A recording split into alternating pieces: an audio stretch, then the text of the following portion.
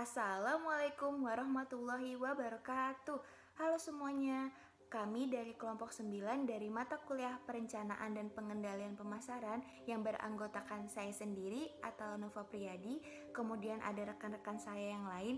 Yang pertama ada Aulia Triana Rahmawati, yang kedua ada Billy Bagus Pranata, yang ketiga ada Divania Azahra, yang keempat ada Faisal Putra Wardana, yang kelima ada Faizah Mutiara Wirawan, yang keenam ada Fatia Asti, dan yang terakhir ada Ferdinand Sidarta. Pada kesempatan video kali ini kami akan menjelaskan materi yaitu produk, jasa, dan strategi penentuan merek. Materi yang akan saya bahas mengenai pengertian produk dan jasa. Produk adalah segala sesuatu yang dapat ditawarkan kepada pasar agar menarik perhatian, akuisisi, penggunaan, atau konsumsi yang dapat memuaskan suatu keinginan atau kebutuhan. Jasa atau servis adalah bentuk yang terdiri dari aktivitas, manfaat, atau kepuasan yang ditawarkan untuk dijual dan pada dasarnya tak berwujud serta tidak menghasilkan. Selanjutnya ada 3 tingkatan produk dan jasa. Yang pertama ada manfaat inti. Manfaat inti adalah ketika merancang produk, pemasar harus mendefinisikan inti dari penyelesaian masalah atau jasa yang dicari konsumen. Yang kedua itu ada aktual produk. Aktual produk adalah mengubah manfaat inti menjadi aktual produk. Seperti pemasar harus mengembangkan fitur produk, desain, tingkat kualitas, nama merek, dan kemasan. Yang terakhir ada menawarkan pelayanan dan manfaat konsumen tambahan, yaitu menemukan cara untuk memberikan tambahan produk agar menciptakan sekumpulan manfaat yang akan memberikan pengalaman pelanggan yang memuaskan. Yang terakhir akan saya bahas mengenai klasifikasi produk dan jasa. Yang pertama itu ada produk industri, produk yang dibeli oleh individu dan organisasi untuk proses lebih lanjut atau untuk digunakan dalam menjalankan suatu bisnis. Yang terakhir ada produk konsumen, produk yang dibeli oleh konsumen akhir untuk konsumsi pribadi. Materi selanjutnya akan dijelaskan oleh Aulia. Oke, selanjutnya ada produk konsumen. Produk konsumen itu terdiri dari beberapa.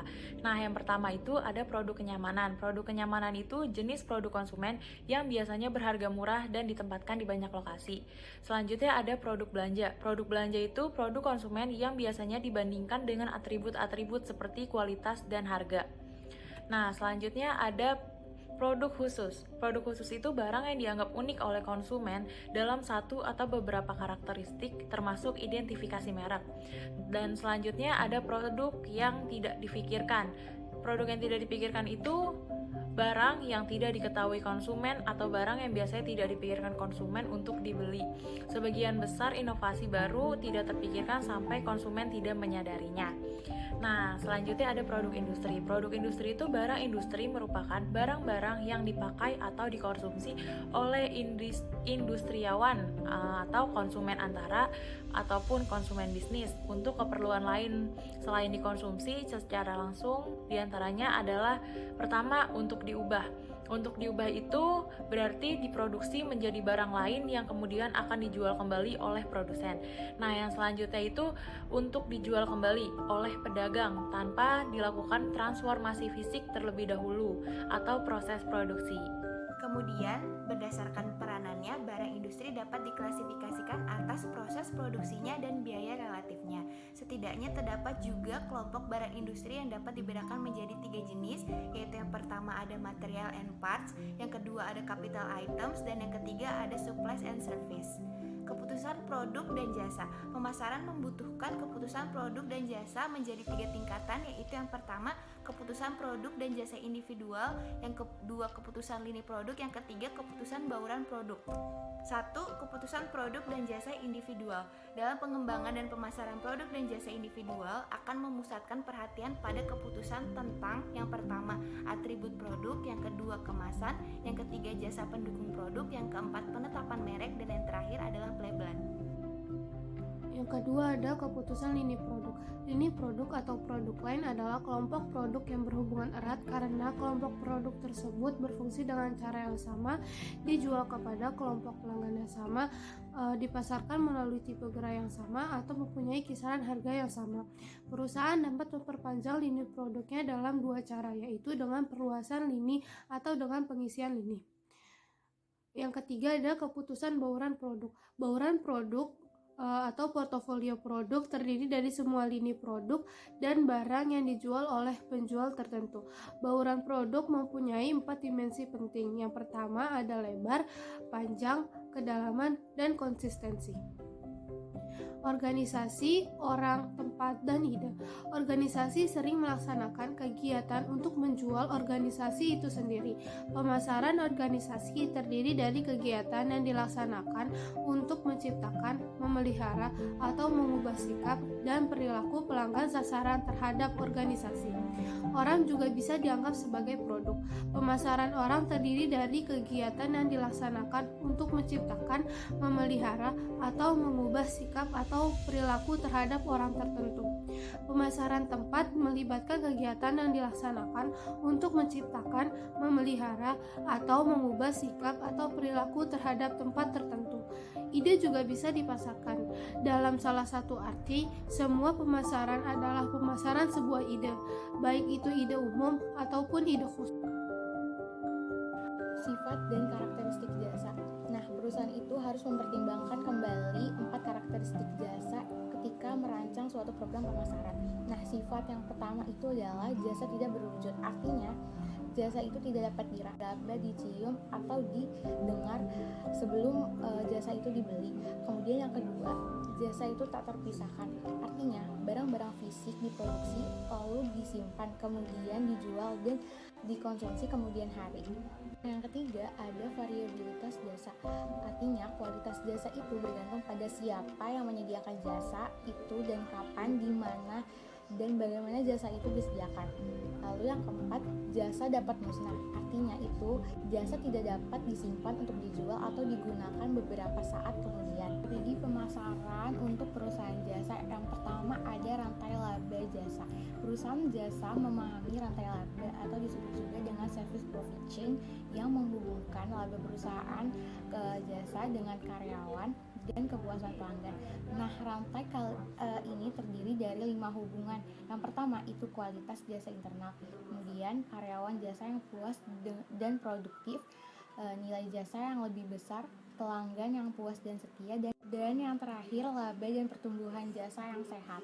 Yang kedua, mengelola diferensiasi jasa. Nah, dalam persaingan harga yang sangat ketat ini, para pemasar jasa tuh sering sekali mengeluh tentang kesulitan mendiferensiasikan jasa mereka dari jasa pesaing. Solusi bagi persaingan harga adalah mengembangkan penawaran, penghantaran, dan citra yang berbeda. Yang keempat, mengelola produktivitas jasa. Dengan biaya meningkat cepat, perusahaan jasa mendapat tekanan besar untuk meningkatkan produktivitas jasa. Mereka dapat melakukannya dalam beberapa cara. Mereka dapat melatih karyawan lama dengan lebih baik atau mempekerjakan karyawan baru yang akan bekerja lebih keras atau lebih terampil. Atau mereka dapat meningkatkan kuantitas jasa mereka dengan mengurangi sejumlah kualitas. Penyedia jasa dapat menetapkan standar produksi.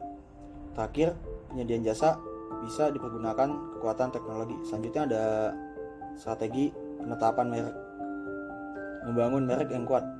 Beberapa analis memandang merek sebagai aset permanen perusahaan yang utama.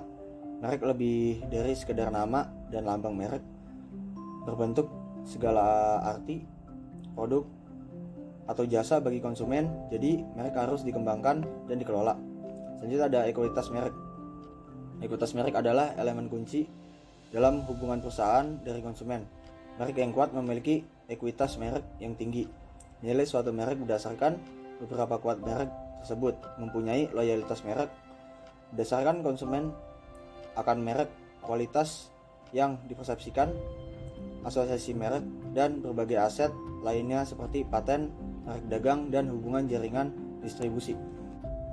Yang selanjutnya adalah membangun merek yang kuat. Yang pertama, positioning merek. Para pemasar harus memposisikan merek dengan jelas dalam pikiran pelanggan sasaran atau target pelanggan. Pemasar dapat memposisikan merek pada 1 dari 3 tingkat posisi merek.